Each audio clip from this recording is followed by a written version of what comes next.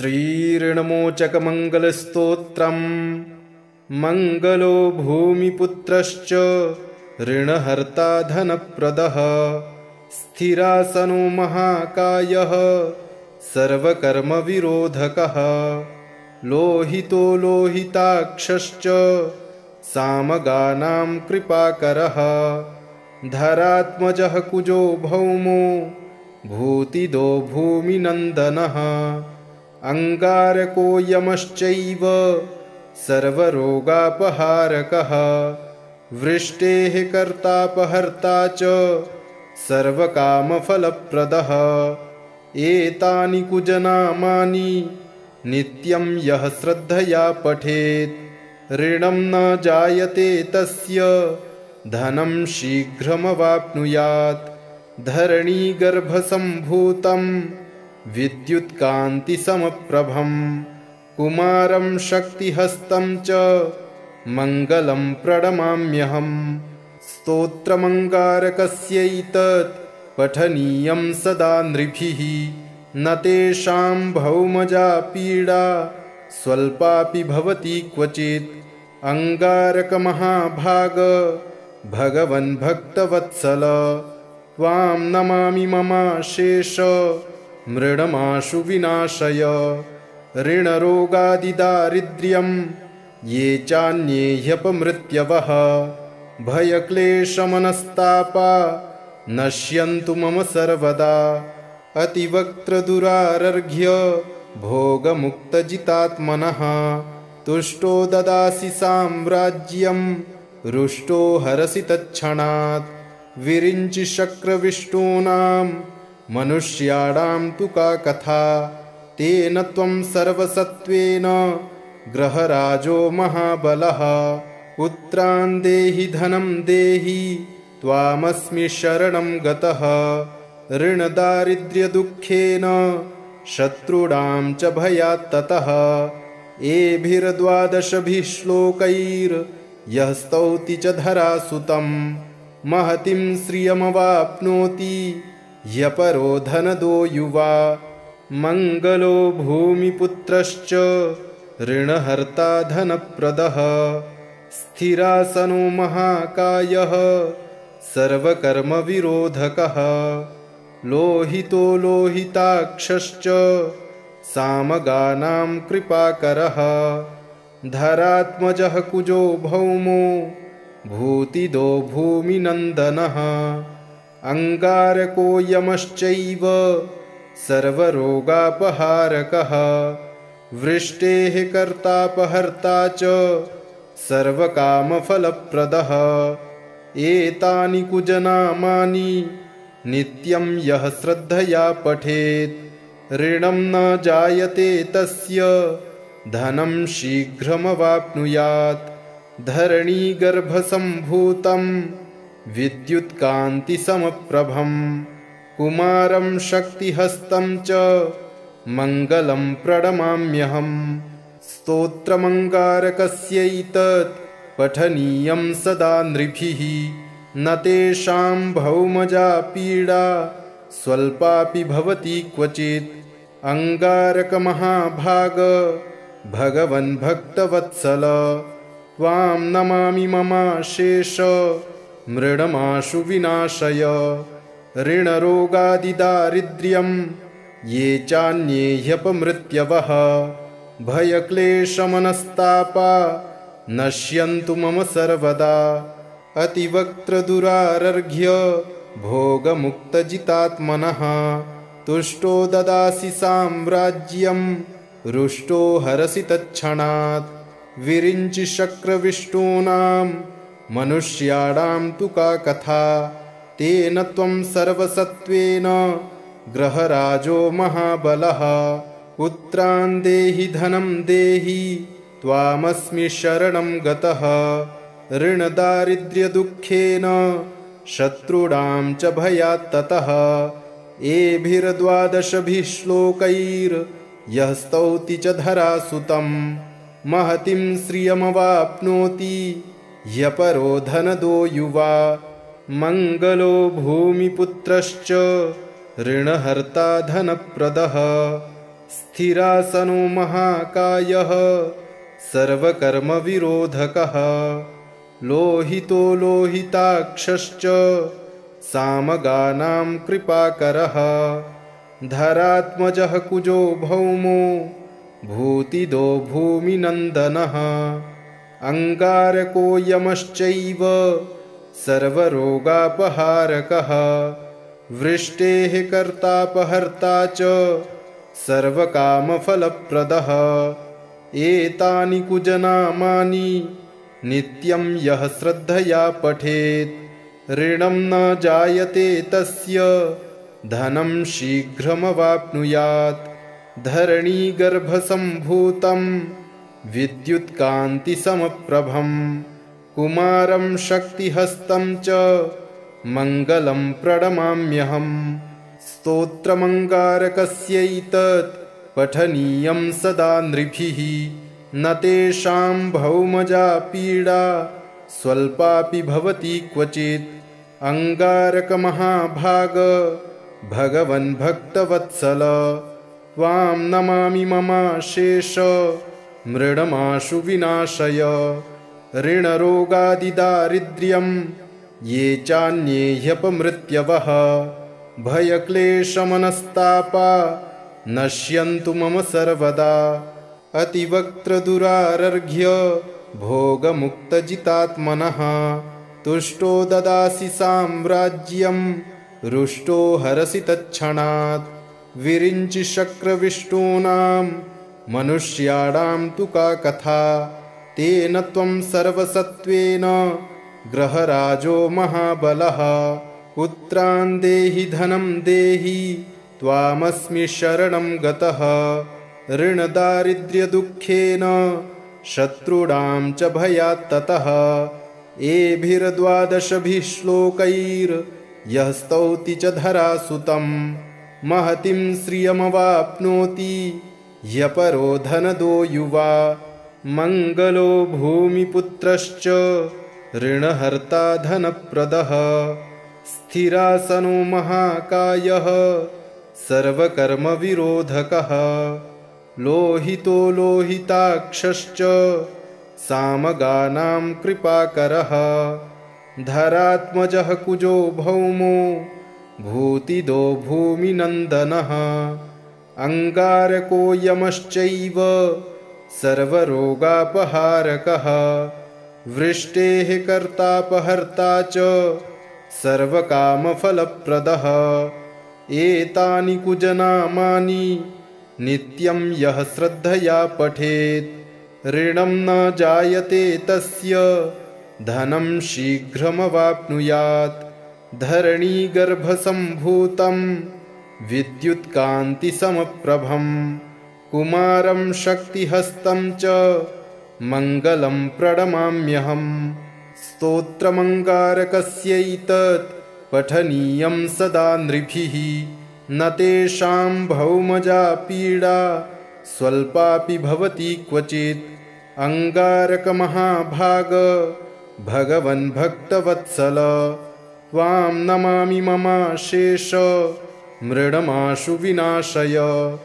ऋणरोगादिदारिद्र्यं ये चान्ये ह्यपमृत्यवः भयक्लेशमनस्तापा नश्यन्तु मम सर्वदा अतिवक्त्रदुरारर्घ्य भोगमुक्तजितात्मनः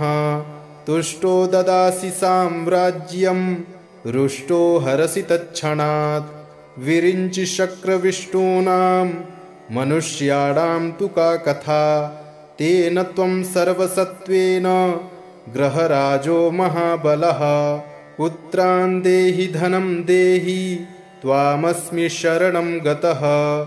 ऋणदारिद्र्यदुःखेन शत्रूणां च भयात्ततः एभिर्द्वादशभिः श्लोकैर्यः स्तौति च धरासुतं महतीं श्रियमवाप्नोति ह्यपरो धनदो युवा मङ्गलो भूमिपुत्रश्च ऋणहर्ता धनप्रदः स्थिरासनो महाकायः सर्वकर्मविरोधकः लोहितो लोहिताक्षश्च सामगानां कृपाकरः धरात्मजः कुजो भौमो भूतिदो भूमिनन्दनः अंगारको यमश्चैव सर्वरोगापहारकः वृष्टेः कर्तापहर्ता च सर्वकामफलप्रदः एतानि कुजनामानि नित्यं यः श्रद्धया पठेत् ऋणं न जायते तस्य धनं शीघ्रमवाप्नुयात् धरणीगर्भसम्भूतं विद्युत्कान्तिसमप्रभं कुमारं शक्तिहस्तं च मङ्गलं प्रणमाम्यहम् स्तोत्रमङ्गारकस्यैतत् पठनीयं सदा नृभिः न तेषां भौमजा पीडा स्वल्पापि भवति क्वचित् अंगारकमहाभाग भगवन् भक्तवत्सल त्वां नमामि ममाशेष मृडमाशु विनाशय ऋणरोगादिदारिद्र्यं ये चान्ये ह्यपमृत्यवः भयक्लेशमनस्तापा नश्यन्तु मम सर्वदा अतिवक्त्रदुरारर्घ्य भोगमुक्तजितात्मनः तुष्टो ददासि साम्राज्यं रुष्टो हरसि तत्क्षणात् विरिञ्चि शक्रविष्टूनां मनुष्याणां तु का कथा तेन त्वं सर्वसत्त्वेन ग्रहराजो महाबलः पुत्रान् देहि धनं देहि त्वामस्मि शरणं गतः ऋणदारिद्र्यदुःखेन शत्रूणां च भयात् ततः एभिर्द्वादशभिः श्लोकैर्यः स्तौति च धरासुतं महतीं श्रियमवाप्नोति ह्यपरो धनदो युवा मङ्गलो भूमिपुत्रश्च ऋणहर्ता धनप्रदः स्थिरासनो महाकायः सर्वकर्मविरोधकः लोहितो लोहिताक्षश्च सामगानां कृपाकरः धरात्मजः कुजो भौमो भूतिदो भूमिनन्दनः अंगारको यमश्चैव सर्वरोगापहारकः वृष्टेः कर्तापहर्ता च सर्वकामफलप्रदः एतानि कुजनामानि नित्यं यः श्रद्धया पठेत् ऋणं न जायते तस्य धनं शीघ्रमवाप्नुयात् धरणीगर्भसम्भूतं विद्युत्कान्तिसमप्रभं कुमारं शक्तिहस्तं च मङ्गलं प्रणमाम्यहम् स्तोत्रमङ्गारकस्यैतत् पठनीयं सदा नृभिः न तेषां भौमजा पीडा स्वल्पापि भवति क्वचित् अंगारकमहाभाग भगवन् भक्तवत्सल त्वां नमामि ममाशेष मृडमाशु विनाशय ऋणरोगादिदारिद्र्यं ये चान्ये ह्यपमृत्यवः भयक्लेशमनस्तापा नश्यन्तु मम सर्वदा अतिवक्त्रदुरारर्घ्य भोगमुक्तजितात्मनः तुष्टो ददासि साम्राज्यं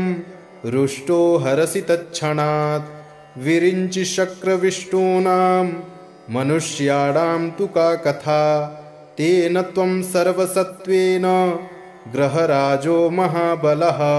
पुत्रान् देहि धनं देहि त्वामस्मि शरणं गतः ऋणदारिद्र्यदुःखेन शत्रूणां च भयात् ततः एभिर्द्वादशभिः श्लोकैर्यः स्तौति च धरासुतं महतीं श्रियमवाप्नोति ह्यपरो धनदो युवा मङ्गलो भूमिपुत्रश्च ऋणहर्ता धनप्रदः स्थिरासनो महाकायः सर्वकर्मविरोधकः लोहितो लोहिताक्षश्च सामगानां कृपाकरः धरात्मजः कुजो भौमो भूतिदो भूमिनन्दनः अंगारको यमश्चैव सर्वरोगापहारकः वृष्टेः कर्तापहर्ता च सर्वकामफलप्रदः एतानि कुजनामानि नित्यं यः श्रद्धया पठेत् ऋणं न जायते तस्य धनं शीघ्रमवाप्नुयात् धरणीगर्भसम्भूतं विद्युत्कान्तिसमप्रभं कुमारं शक्तिहस्तं च मङ्गलं प्रणमाम्यहम् स्तोत्रमङ्गारकस्यैतत् पठनीयं सदा नृभिः न तेषां भौमजा पीडा स्वल्पापि भवति क्वचित् अंगारकमहाभाग भगवन् भक्तवत्सल त्वां नमामि ममाशेष मृडमाशु विनाशय ऋणरोगादिदारिद्र्यं ये चान्ये ह्यपमृत्यवः भयक्लेशमनस्तापा नश्यन्तु मम सर्वदा अतिवक्त्रदुरारर्घ्य भोगमुक्तजितात्मनः तुष्टो ददासि साम्राज्यं रुष्टो हरसि तत्क्षणात् विरिञ्चि शक्रविष्टूनां मनुष्याणां तु का कथा तेन त्वं सर्वसत्त्वेन ग्रहराजो महाबलः पुत्रान् देहि धनं देहि त्वामस्मि शरणं गतः ऋणदारिद्र्यदुःखेन शत्रूणां च भयात्ततः एभिर्द्वादशभिः श्लोकैर्यः स्तौति च धरासुतं महतीं श्रियमवाप्नोति ह्यपरो धनदो युवा मङ्गलो भूमिपुत्रश्च ऋणहर्ता धनप्रदः स्थिरासनो महाकायः सर्वकर्मविरोधकः लोहितो लोहिताक्षश्च सामगानां कृपाकरः धरात्मजः कुजो भौमो भूतिदो भूमिनन्दनः अंगारको यमश्चैव सर्वरोगापहारकः वृष्टेः कर्तापहर्ता च सर्वकामफलप्रदः एतानि कुजनामानि नित्यं यः श्रद्धया पठेत् ऋणं न जायते तस्य धनं शीघ्रमवाप्नुयात् धरणीगर्भसम्भूतं विद्युत्कान्तिसमप्रभं कुमारं शक्तिहस्तं च मङ्गलं प्रणमाम्यहम् स्तोत्रमङ्गारकस्यैतत् पठनीयं सदा नृभिः न तेषां भौमजा पीडा स्वल्पापि भवति क्वचित् अंगारकमहाभाग भगवन् भक्तवत्सल त्वां नमामि ममाशेष मृडमाशु विनाशय ऋणरोगादिदारिद्र्यं ये चान्ये ह्यपमृत्यवः भयक्लेशमनस्तापा नश्यन्तु मम सर्वदा अतिवक्त्रदुरारर्घ्य भोगमुक्तजितात्मनः तुष्टो ददासि साम्राज्यं रुष्टो हरसि तत्क्षणात् विरिञ्चि शक्रविष्टूनां मनुष्याणां तु का कथा तेन त्वं सर्वसत्त्वेन ग्रहराजो महाबलः पुत्रान् देहि धनं देहि त्वामस्मि शरणं गतः ऋणदारिद्र्यदुःखेन शत्रूणां च भयात्ततः एभिर्द्वादशभिः श्लोकैर्यः स्तौति च धरासुतं महतीं श्रियमवाप्नोति ह्यपरो धनदो युवा मङ्गलो भूमिपुत्रश्च ऋणहर्ता धनप्रदः स्थिरासनो महाकायः सर्वकर्मविरोधकः लोहितो लोहिताक्षश्च सामगानां कृपाकरः धरात्मजः कुजो भौमो भूतिदो भूमिनन्दनः अंगारको यमश्चैव सर्वरोगापहारकः वृष्टेः कर्तापहर्ता च सर्वकामफलप्रदः एतानि कुजनामानि नित्यं यः श्रद्धया पठेत् ऋणं न जायते तस्य धनं शीघ्रमवाप्नुयात् धरणीगर्भसम्भूतं विद्युत्कान्तिसमप्रभं कुमारं शक्तिहस्तं च मङ्गलं प्रणमाम्यहम् स्तोत्रमङ्गारकस्यैतत् पठनीयं सदा नृभिः न तेषां भौमजा पीडा स्वल्पापि भवति क्वचित् अङ्गारकमहाभाग भगवन् भक्तवत्सल त्वां नमामि ममाशेष मृडमाशु विनाशय ऋणरोगादिदारिद्र्यं ये चान्ये ह्यपमृत्यवः भयक्लेशमनस्तापा नश्यन्तु मम सर्वदा अतिवक्त्रदुरारर्घ्य भोगमुक्तजितात्मनः तुष्टो ददासि साम्राज्यं रुष्टो हरसि तत्क्षणात् विरिञ्चि शक्रविष्टूनां मनुष्याणां तु का कथा तेन त्वं सर्वसत्त्वेन ग्रहराजो महाबलः पुत्रान् देहि धनं देहि त्वामस्मि शरणं गतः ऋणदारिद्र्यदुःखेन शत्रूणां च भयात् ततः एभिर्द्वादशभिः श्लोकैर्यः स्तौति च धरासुतं महतीं श्रियमवाप्नोति ह्यपरो धनदो युवा मङ्गलो भूमिपुत्रश्च ऋणहर्ता धनप्रदः स्थिरासनो महाकायः सर्वकर्मविरोधकः लोहितो लोहिताक्षश्च सामगानां कृपाकरः धरात्मजः कुजो भौमो भूतिदो भूमिनन्दनः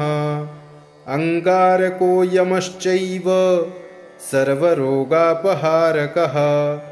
वृष्टेः कर्तापहर्ता च सर्वकामफलप्रदः एतानि कुजनामानि नित्यं यः श्रद्धया पठेत् ऋणं न जायते तस्य धनं शीघ्रमवाप्नुयात् धरणीगर्भसम्भूतं विद्युत्कान्तिसमप्रभं कुमारं शक्तिहस्तं च मङ्गलं प्रणमाम्यहम् स्तोत्रमङ्गारकस्यैतत् पठनीयं सदा नृभिः न तेषां भौमजा पीडा स्वल्पापि भवति क्वचित् अङ्गारकमहाभाग भगवन् भक्तवत्सल त्वां नमामि ममाशेष मृडमाशु विनाशय ऋणरोगादिदारिद्र्यं ये चान्ये ह्यपमृत्यवः भयक्लेशमनस्तापा नश्यन्तु मम सर्वदा अतिवक्त्रदुरारर्घ्य भोगमुक्तजितात्मनः तुष्टो ददासि साम्राज्यं रुष्टो हरसि तत्क्षणात् विरिञ्चि शक्रविष्टूनां मनुष्याणां तु का कथा तेन त्वं सर्वसत्त्वेन ग्रहराजो महाबलः पुत्रान् देहि धनं देहि त्वामस्मि शरणं गतः ऋणदारिद्र्यदुःखेन शत्रूणां च भयात् ततः एभिर्द्वादशभिः श्लोकैर्यः स्तौति च धरासुतं महतीं श्रियमवाप्नोति ह्यपरो धनदो युवा मङ्गलो भूमिपुत्रश्च ऋणहर्ता धनप्रदः स्थिरासनो महाकायः सर्वकर्मविरोधकः लोहितो लोहिताक्षश्च सामगानां कृपाकरः धरात्मजः कुजो भौमो भूतिदो भूमिनन्दनः अङ्गारको यमश्चैव सर्वरोगापहारकः वृष्टेः कर्तापहर्ता च सर्वकामफलप्रदः एतानि कुजनामानि नित्यं यः श्रद्धया पठेत् ऋणं न जायते तस्य धनं शीघ्रमवाप्नुयात् धरणीगर्भसम्भूतं विद्युत्कान्तिसमप्रभं कुमारं शक्तिहस्तं च मङ्गलं प्रणमाम्यहम् स्तोत्रमङ्गारकस्यैतत् पठनीयं सदा नृभिः न तेषां भौमजा पीडा स्वल्पापि भवति क्वचित् अङ्गारकमहाभाग भगवन् भक्तवत्सल त्वां नमामि ममाशेष मृडमाशु विनाशय ऋणरोगादिदारिद्र्यं ये चान्ये ह्यपमृत्यवः भयक्लेशमनस्तापा नश्यन्तु मम सर्वदा अतिवक्त्रदुरारर्घ्य भोगमुक्तजितात्मनः तुष्टो ददासि साम्राज्यं रुष्टो हरसि तत्क्षणात् विरिञ्चि शक्रविष्टूनां मनुष्याणां तु का कथा तेन त्वं सर्वसत्त्वेन ग्रहराजो महाबलः पुत्रान् देहि धनं देहि त्वामस्मि शरणं गतः ऋणदारिद्र्यदुःखेन शत्रूणां च भयात् ततः एभिर्द्वादशभिः श्लोकैर्यः स्तौति च धरासुतं महतीं श्रियमवाप्नोति ह्यपरो धनदो युवा मङ्गलो भूमिपुत्रश्च ऋणहर्ता धनप्रदः स्थिरासनो महाकायः सर्वकर्मविरोधकः लोहितो लोहिताक्षश्च सामगानां कृपाकरः धरात्मजः कुजो भौमो भूतिदो भूमिनन्दनः अङ्गारको यमश्चैव सर्वरोगापहारकः वृष्टेः कर्तापहर्ता च सर्वकामफलप्रदः एतानि कुजनामानि नित्यं यः श्रद्धया पठेत् ऋणं न जायते तस्य धनं शीघ्रमवाप्नुयात् धरणीगर्भसम्भूतं विद्युत्कान्तिसमप्रभं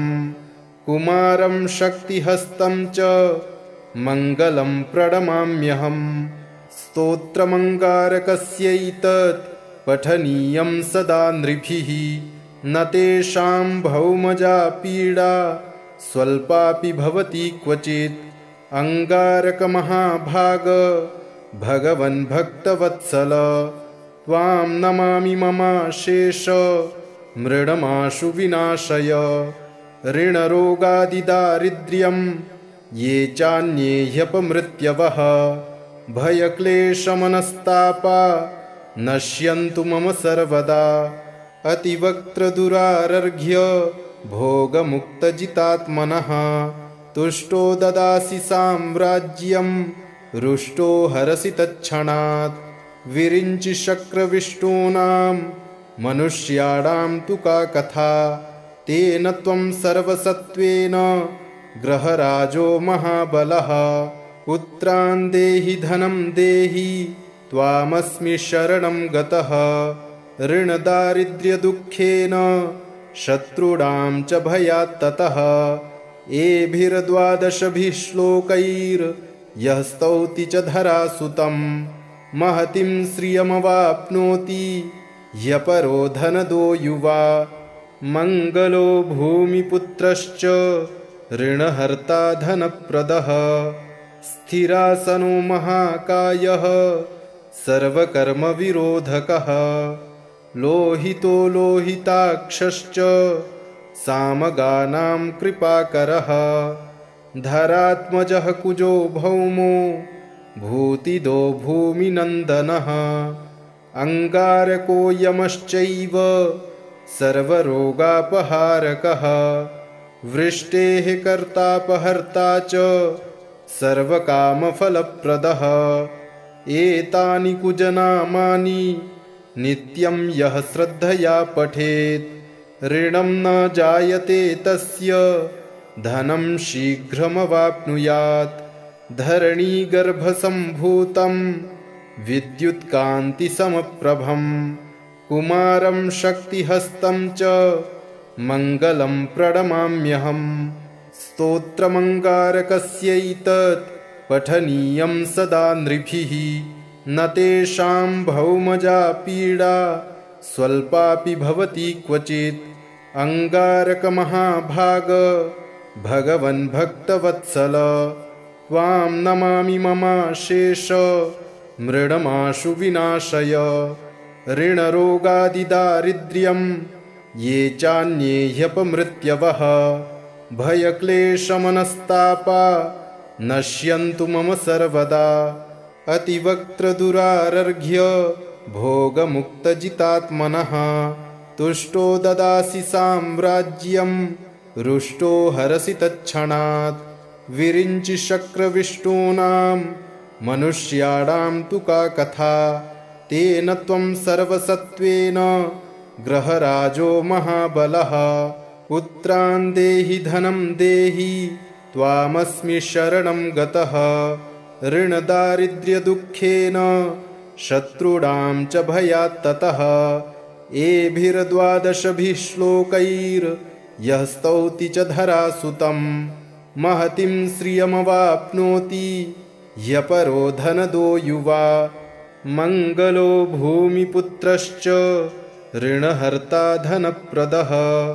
स्थिरासनो महाकायः सर्वकर्मविरोधकः लोहितो लोहिताक्षश्च सामगानां कृपाकरः धरात्मजः कुजो भौमो भूतिदो भूमिनन्दनः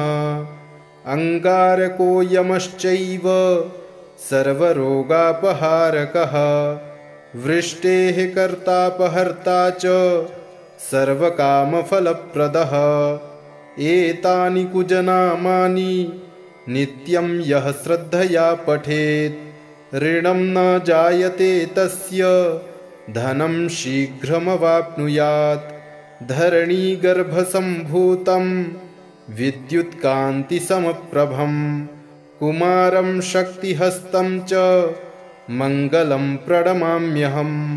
स्तोत्रमङ्गारकस्यैतत् पठनीयं सदा नृभिः न तेषां भौमजा पीडा स्वल्पापि भवति क्वचित् अङ्गारकमहाभाग भगवन् भक्तवत्सल त्वां नमामि ममाशेष मृडमाशु विनाशय ऋणरोगादिदारिद्र्यं ये चान्ये ह्यपमृत्यवः भयक्लेशमनस्तापा नश्यन्तु मम सर्वदा अतिवक्त्रदुरारर्घ्य भोगमुक्तजितात्मनः तुष्टो ददासि साम्राज्यं रुष्टो हरसि तत्क्षणात् विरिञ्चि शक्रविष्टूनां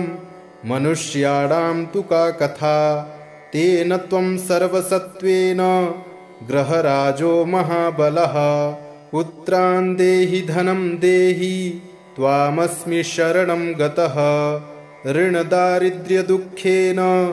शत्रूणां च भयात् ततः एभिर्द्वादशभिः श्लोकैर्यः स्तौति च धरासुतं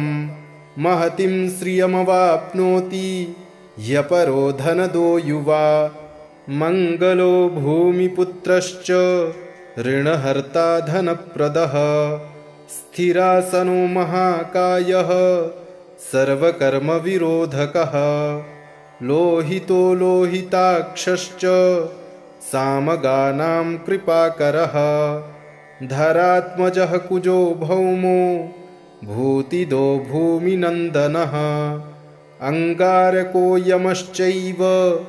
सर्वरोगापहारकः वृष्टेः कर्तापहर्ता च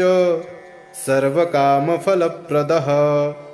एतानि कुजनामानि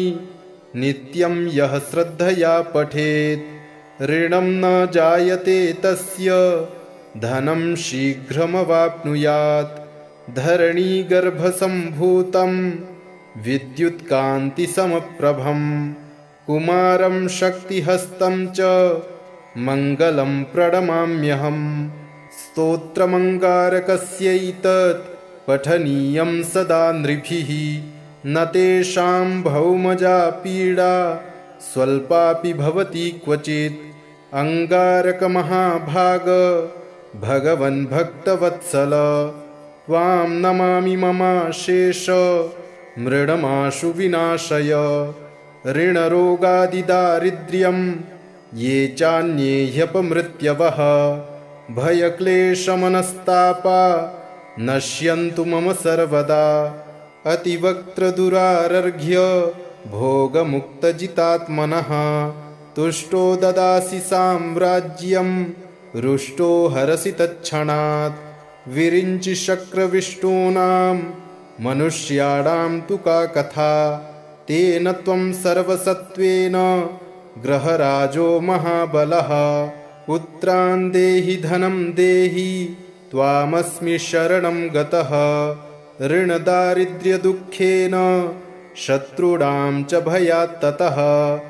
एभिर्द्वादशभिः श्लोकैर्यः स्तौति च धरासुतं महतीं श्रियमवाप्नोति ह्यपरो धनदो युवा मङ्गलो भूमिपुत्रश्च ऋणहर्ता धनप्रदः स्थिरासनो महाकायः सर्वकर्मविरोधकः